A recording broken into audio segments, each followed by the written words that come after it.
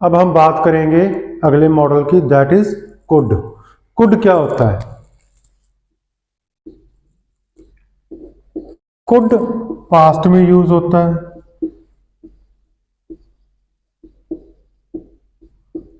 Capacity के लिए। Past capacity मतलब सकता था, आप पास्ट में कोई काम कर सकते थे, या सकता था या सकती थी, उसके लिए यूज होता है। ठीक है, सभी सब्जेक्ट के साथ कुड का यूज होएगा।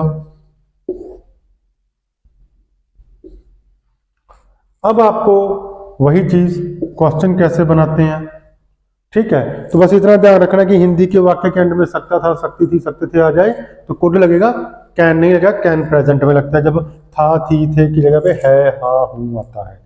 तो जैसे क्या आप क्वेश्चन जस्ट सम कुछ भी लिख लो, सॉल्व कर सकते थे। सकते थे का मतलब क्या होता है? कुड, पास्ट की कैपेसिटी को शो कर रहा है। क्या कोई आप क्वेश्चन जब सम सॉल्व कर सकते थे, तो क्वेश्चन में सबसे पहले हेल्पिंग वर्ब आएगी, तो यू के साथ कुड लगेगा। Could you first form, solve the sum, इसमें भी वर्ब की फर्स्ट फॉर्म लगेगी। Could you solve the sum, किसी सम की बात हो रही है, द सम मतलब वो सम, तो दो दोस्तों के बीच में वो कह रहा है क्या तुम उस सम को सॉल्व कर सकते थे।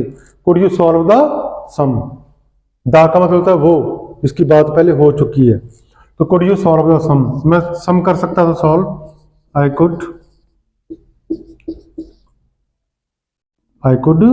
Solve the sum. नहीं कर सकता था, आई कुड नॉट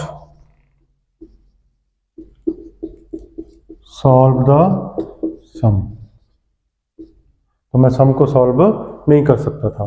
सभी सब्जेक्ट के साथ बनाएंगे, तो क्या हम सॉल्व कर सकते थे, तो कुड वी, ये चेंज हो जाएंगे, could we solve the sum, first form ही लगेगी तीनों पार्ट में। तो हम कर सकते थे, we could solve the sum, नहीं कर सकते थे, we could not solve the sum.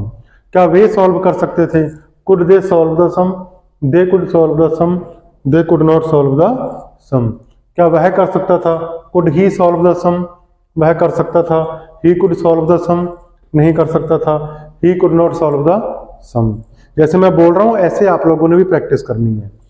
क्या वह कर सकती थी, could she solve the sum, वह कर सकती थी, she could solve the sum, वह सवाल हल नहीं कर सकती थी, she could not solve the sum.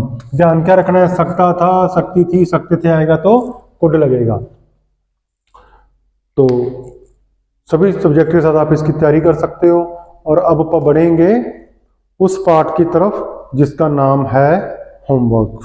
तो आज होमवर्क में क्या है, स्पीक इंग्लिश। क्या आप इंग्लिश बोल सकते थे, अंडरस्टैंड इंग्लिश, इंग्लिश को समझना, इनमें आप रिटन का काम करेंगे। स्विम तैरना, ठीक है, और क्लाइम अप चढ़ना, एम के बाद एंड में बी आ जाए साइलेंट होती है, इसका भी एक चैप्टर आएगा।